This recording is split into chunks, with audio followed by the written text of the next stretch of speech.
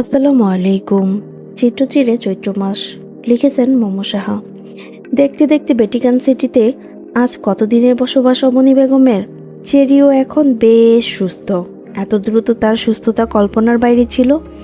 মেয়েটাও হয়তো বুঝতে পেরেছে তার মায়ের এদেশে ভীষণ কষ্ট হচ্ছে। একাকিত্বের হাহাকার তার মাকে কুরে কুরে খাচ্ছে।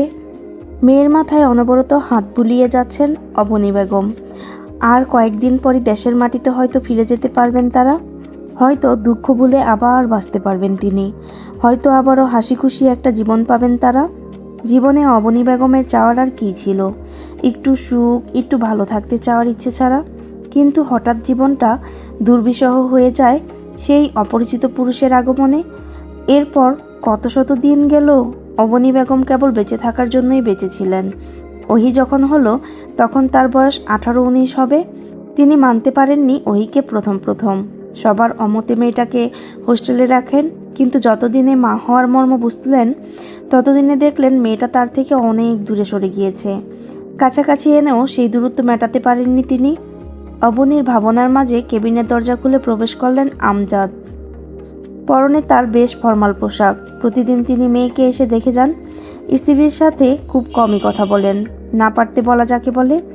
আমজাদকে দেখেও তেমন একটা হেলদোল দেখালেন না অবনী। আগের জায়গায় বসে রইলেন নীরব হয়ে। আমজাদ কেবিনে প্রবেশ করেই শার্টের বোতাম দুটো খুলে দিলেন। সরাসরি অফিস থেকে এসেছেন বোধ হয়। ফোনটা চেরির বেডে রেখে তিনি কেবিনের সাথে লাগোয়া ওয়াশরুমে গেলেন, বোধ হয় হাত মুখ ধোয়ার জন্য।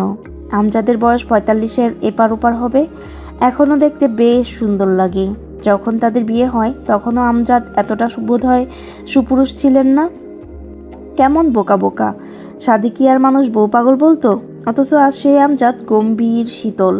হঠাৎ নিস্তব্ধ এই কেবিনটাকে শব্দে ভরিয়ে দিতে উচ্চ শব্দে বেজে উঠল আমজাদ সওদাগরের ফোনটি।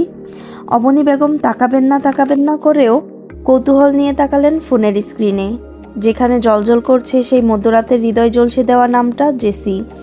অবনী বেগম সাথে সাথেই শ্বাসটা বন্ধ করে নিলেন। এ বয়সে এসে সঙ্গী হারানোর তীব্র ব্যথা তিনি নিতে চান না। অথচ যতই দূরে যেতে চাচ্ছেন এসবের থেকে, ততই যেন তাকে জাপটে ধরছে এসব। বারবার একই যন্ত্রণা যে কতটা ভয়ঙ্কর তা ব্যাখ্যা করার মতো না। ফোনটা বাজতে বাজতে কেটে যেতেই ওয়াশরুম থেকে বেরিয়ে এলেন আমজাদ। অবনীর ঘামে চুপচুপ হওয়া মুখমণ্ডলে দৃষ্টি নিবদ্ধ হলো তার। অবনীর কাছে এসেই তিনি অবাক কণ্ঠে প্রশ্ন করলেন, এমন শীতল রুমেও ঘামছ কেন অবু? তোমার কি শরীর খারাপ করছে? অবনী বেগম নিজেকে যথেষ্ট সংযত করার চেষ্টা চালালেন। অস্বাভাবিক শ্বাস প্রশ্বাসকে নিয়ন্ত্রণে আনতে সক্ষম হলেন। শাড়ির আঁচল দিয়ে মুছে নিলেন নিজের মুখমণ্ডলটা।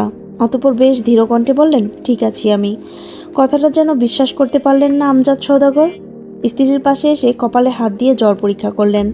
তাপমাত্রা স্বাভাবিক দেখে কপাল কুঁচকালেন। স্বাভাবিক কণ্ঠে বললেন, জ্বরও তো ওঠেনি, তবে এমন অসুস্থ লাগছে কেন তোমাকে? আজও আমার অসুস্থতা তোমায় ছুঁতে পারে আমজাদ? অবনীর 40তম বয়সের কণ্ঠে পঞ্চদশীর ছোঁয়া। কি প্রগাঢ় অভিমানের ছাপ! আমজাদ কি বুঝতে পারলেন সে অভিমান? তন্মধ্যেই আবারও সশব্দে বেজে উঠল আমজাদের ফোন। ফোনের স্ক্রিনে তাকিয়ে তিনি খুব ধীরে কেবিন ছেড়ে বেরিয়ে গেলেন। অবনী বেগম শ্বাস ফেললেন, তাচ্ছিল্য করে বললেন, কিছু মানুষের কখনো নিজস্ব ঠিকানা হয় না, ভবঘুরে হয় সে মানুষ। আমিও তেমন কুলহীন। কোচিংয়ের নাম করে বেশ রাত অবধি চিত্রা রাস্তায় ঘুরে বেড়াচ্ছে। মা ছাড়া বাড়িটাতে তার এক মুহূর্ত ভালো লাগে না। কেমন পানসে লাগে সব। পৃথিবীটা হুট করে কেমন তেতো তেতো ঠেকছে। মাই বুঝি পৃথিবীর মধু। কাঁধে ব্যাগ, ছোট চুলগুলো একপাশে বেনি গাঁথা, শরীরে বেশ সাদামাটা জামা, সাইরাঙা। এধার ওধার কেবল উদ্দেশ্যবিহীন ঘুরে বেড়ানো। আরে রঙ্গনা, রাস্তায় কি করো? চিত্রা থামলো। একা রাস্তায় একাকিত্ব কাটানোর মানুষ এলো বলে। সে ধীরগতিতে পাশ ফিরে তাকাতেই বাহার ভাইয়ের হাস্যোজ্জ্বল মুখটা দৃষ্টিগোচর হলো।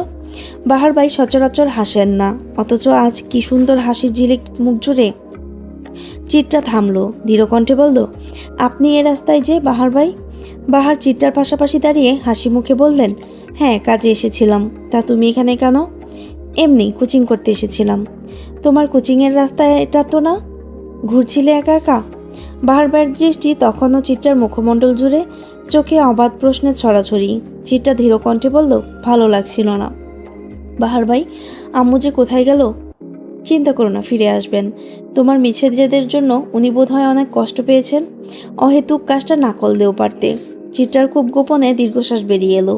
কমল কণ্ঠে বলল, আমি কি চেয়েছিলাম নিজের সর্বনাশ করতে? বাবার আকুতি আর আমার অতীত নিয়ে তাচ্ছিল্য আমি মেনে নিতে পারিনি বাহার ভাই। বাহার ভাই দাঁড়ালেন, চিত্রার মুখের দিকে তাকালেন, কিছু একটা ভেবে সেই ফুটপাতের কিনারায় এসে বসলেন। হলুদ আলোয় রাস্তাটা কেমন মোহনীয় লাগলো। চিত্র বাহার ভাইয়ের পাশে এসে বসলো। বহুদিনের শখ তার বাহার ভাইয়ের পাশে বসে রাতের রাস্তা দেখবে, সোডিয়ামের কৃত্রিম আলোয় নিজেদের সুখ দুঃখের গল্প করবে। তবে কি খুব দ্রুতই এসে পড়ল সেই দিনটি। পাশের টং দোকান থেকে বাহার ভাই গরম গরম 2 কাপ চা নিয়ে এলেন। চিত্রার দিকে চা এগিয়ে দিয়ে নরম কণ্ঠে বললেন, এবার বলো তো, হুট করে বিয়ের মতন সিদ্ধান্ত নেওয়ার কারণ কি হয়েছিল? চিত্রা চায়ের কাপটা হাতে নিল। চোখ জুড়ে নেমে এলো তার সেদিন রাতের কথা, যেদিন আব্বু যেচে তার ঘরে এসেছিলেন। সেদিন নুরুল সওদাগরের এমন পরিবর্তনে অবাক হয়েছিল চিত্রা। বাবা হঠাৎ এত স্নেহ ঢেলে দিচ্ছে ভেবে চোখ মুখ টলমল করে ওঠে তার। নুরুল সওদাগরের দৃষ্টি তখনও বাড়ির সামনের রাস্তায়। তিনি রাস্তায় মানুষজনের আনাগোনা দেখতে দেখতে হুট করে চিত্রাকে বললেন, চা বানাতে পারো? চিত্রা তখনও কিংকর্তব্য বিমূঢ়। বাবার হুট করে বলে ওঠা প্রশ্নে সে হতভম্ব। নুরুল সওদাগর মেয়েকে থম মেরে দাঁড়িয়ে থাকতে দেখে আবার প্রশ্ন ছুড়লেন, পারো চা বানাতে? চিত্রা চা বানাতে পারে না, কিন্তু তবুও বাবার প্রশ্নে উপর নিচে মাথা নাড়ল। ধীর কণ্ঠে বলল, হ্যাঁ আব্বু পারি। তাহলে 2 কাপ চা নিয়ে এসো চটজলদি, আমি অপেক্ষা করছি। বাবার বলতে দেরি, অথচ চিত্রা ছুটে যেতে দেরি নেই। চা না বানাতে পারা চিত্রাও সেদিন ক্ষতযুক্ত হাতটা নিয়ে চা বানালো। আধা ঘন্টার মাঝে সে চা নিয়ে ঘরে পৌঁছালো। তখনও বাবা আগের মতন ঠায় বসে আছেন। চিত্রা চা এগিয়ে দিতেই নুরুল সওদাগর বেশ হাসি মুখে চা নিয়ে নিলেন। চিত্রাকে অপর চায়ের কাপটা মুখে দেওয়ার ইশারা করলেন। পোড়া হাত নিয়েই চিত্রা চায়ের কাপ মুখে তুলল। নুরুল সওদাগর চায়ের কাপে চুমুক দিয়ে তৃপ্তির দৃষ্টি ফেললেন। চমৎকার এক হাসি দিয়ে বললেন, বাহ, চা তো বেশ বানাতে পারো। চিত্রা কেবল অস্বস্তি নিয়ে ক্ষীণ হাসি দিল। নুরুল সওদাগর চায়ের কাপটা পিরিচের উপর রেখে দীর্ঘশ্বাস ফেললেন। কেমন বিকশ কণ্ঠে বললেন, তোমায় আজ কিছু কথা বলি চিত্রা। তোমার তো উচিত নিজের জন্ম পরিচয় জানা, তাই না? চিত্রা বাবার কথায় অবাক হলো। হৃৎপিণ্ড প্রয়োজনের তুলনায় দ্রুত লাফাচ্ছে যেন। বাবা কি তার জীবনের চিরসত্যি কথাটা আজ বলবেন? নুরুল সওদাগর তন্মধ্যেই বলা শুরু করলেন, তোমায় অপছন্দ করার সবচেয়ে বড় কারণ কি জানো? তুমি আমার মেয়ে না। বাবার মুখে এমন একটা কথা শুনে ঘুরে উঠেছিল চিত্রার পৃথিবী। বিস্ফোরিত নয়নে সে বাবার দিকে তাকালো। নুরুল সওদাগর সে দৃষ্টিকে পাত্তা না দিয়েই বললেন, হ্যাঁ, এটা সত্যি যে তুমি এই সওদাগর বাড়ির কেউ না। চিত্রা ফ্যালফ্যাল করে তাকিয়ে রইল। অনর তার দৃষ্টি, ভাষারা তখন স্তব্ধ। নুরুল সওদাগর তার দৃষ্টি সরিয়ে নিলেন চিত্রার উপর থেকে। তার রাস্তায় নিবদ্ধ করে বললেন, তুমি আমার মেয়ে না। এটা তোমাকে অপছন্দ করার বড় কারণ হলেও তার চেয়ে বড় আরেকটি কারণ হলো তুমি একজন নিষিদ্ধ পল্লীর মায়ের মেয়ে। চিত্রা ততক্ষণে হতভম্ব। পায়ের নিচের মাটিটাও যেন খুঁজে পেল না। কি শব্দ উচ্চারণ করলেন বাবা? রাতটা যেন হুট করেই প্রয়োজনের তুলনায় নিশ্চুপ হয়ে গিয়েছিল সেদিন। চিত্রা অপলক তাকিয়েছিল তার বাবার দিকে। সে ভেবেছে বাবা হয়তো মজা করছেন। পর মুহূর্তেই বাবা হয়তো হু হু করে হেসে উঠে বলবেন, কেমন ড্রপ দিলাম বলো তো? কিন্তু তেমন কিছুই হলো না। বাবার মুখটা গম্ভীর থেকে আরও গম্ভীর হলো। গাম্ভীর্যের সেই আবরণ যেন ছেয়ে গেল প্রকৃতির মাঝেও। সোডিয়ামের মোহনীয় সেই হলুদ আলোটার মাঝেও কেমন অবিশ্বাসের উজ্জ্বলতা। চিত্রা বাবার দিকে তাকিয়ে বেশ খানিকটা সময় নীরব থেকে অবিশ্বাস্য কণ্ঠে বলল, আব্বু কি বলছেন এসব? নুরুল সওদাগর খুব গোপনে শ্বাস ফেললেন। তিনি আর বেশিক্ষণ চিত্রার দিকে তাকিয়ে থাকতে পারলেন না। বারান্দার বাইরে দৃষ্টি নিবদ্ধ করে বেশ রুক্ষ কণ্ঠে বললেন, সত্যিই বলছি সব। তুমি তখন 2 দিনের শিশু। নিষিদ্ধ পল্লীর মহিলাদের সন্তান জন্ম দেওয়া নিষেধ, কিন্তু যদি সেই সন্তান মেয়ে হয় তাহলে তারা ধুমধাম করেই বরণ করে নেয় সেই সন্তানকে। কারণ ভবিষ্যতে তাদের ব্যবসার লাভজনক মূলধন সেটা। তোমাকে যে জন্ম দিয়েছে, তোমার জন্মদাত্রী, সে চায়নি তার মতন এমন দোজক তোমার ভাগ্যে জুটুক। তুমি জন্ম নেবে বলে তাকে হসপিটালে ভর্তি করানো হয়। তখন তোমার তুহিন ভাই যেন অসুস্থ, তাই আমরা সেই হসপিটালে গিয়েছিলাম। তোমার জন্মদাত্রী হুট করেই তোমার মায়ের কোলে তোমাকে তুলে দিয়ে আকুতি মিনতি করে উঠল। তার জীবনের ভয়ঙ্কর বর্ণনাও দিল। তোমার মায়েরও শিশুদের প্রতি সহমর্মিতা বেশি ছিল, তাই নিয়ে এলো তোমায়। এবারের কোনো মানুষ জানে না তুমি কার মেয়ে, কেবল আমি আর তোমার মা জানি তোমার জন্ম পরিচয়। চিত্রার নয়ন ঘেঁষে ততক্ষণে ঝরে পড়েছে কত অশ্রুকণা। ঘৃণায় ভরে উঠেছে আঙিনা। এক মুহূর্তে মিছে হয়ে গেল তার এই জনম। কি নোংরা, কি বিচ্ছিরি অতীত। মনে হলো যে সে যেন কোনো নর্দমার কীট, সমাজের এক নোংরা মানুষ। আব্বু যে তাকে পছন্দ করতেন না সেটাই তার প্রাপ্য। এত ভালোবাসা তো কবু তার প্রাপ্য ছিল না। নুরুল সওদাগর চায়ের কাপটা বারান্দার চওড়া গ্রিলটার উপর রাখলেন।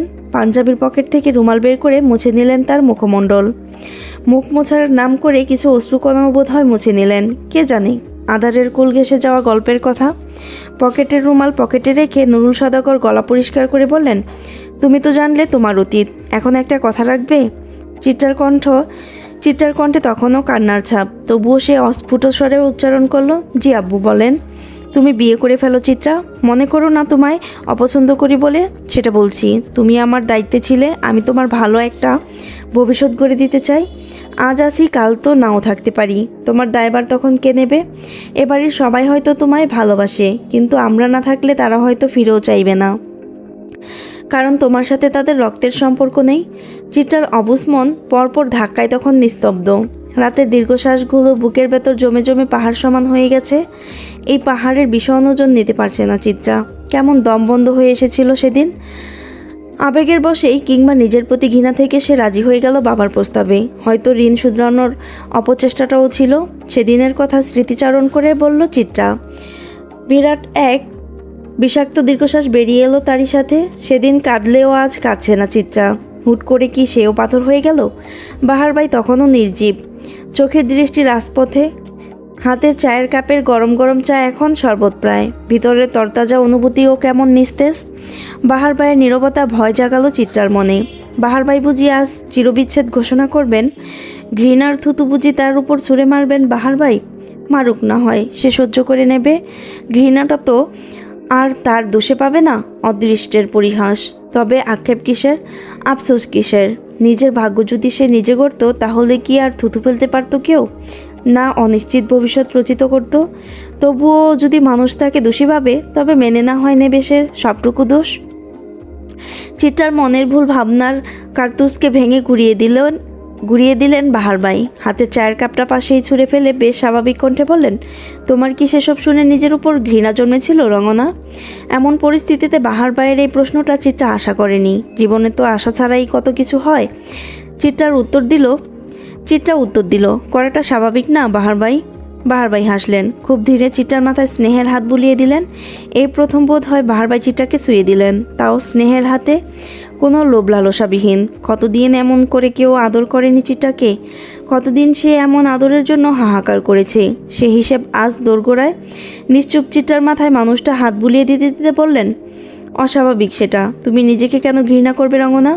তোমার বরং বুক ফুলিয়ে একটা ভীষণ স্বচ্ছ শ্বাস নেওয়া উচিত। তোমার জন্মদাত্রী, সে কোত্থেকে আসছে কিংবা তার পরিচয় সব ভুলে যাও। মনে রেখো, সে কিন্তু তোমার মায়ের দায়িত্ব পালন করতে পিছপা হয়নি। এই যে সে তোমায় অন্য কারো কাছে দিয়েছিল, তোমার কি মনে হয় তার উপর কম ঝড় গিয়েছে এর জন্য? তাকে কি না কি সহ্য করতে হয়েছে তোমার ধারণা নেই?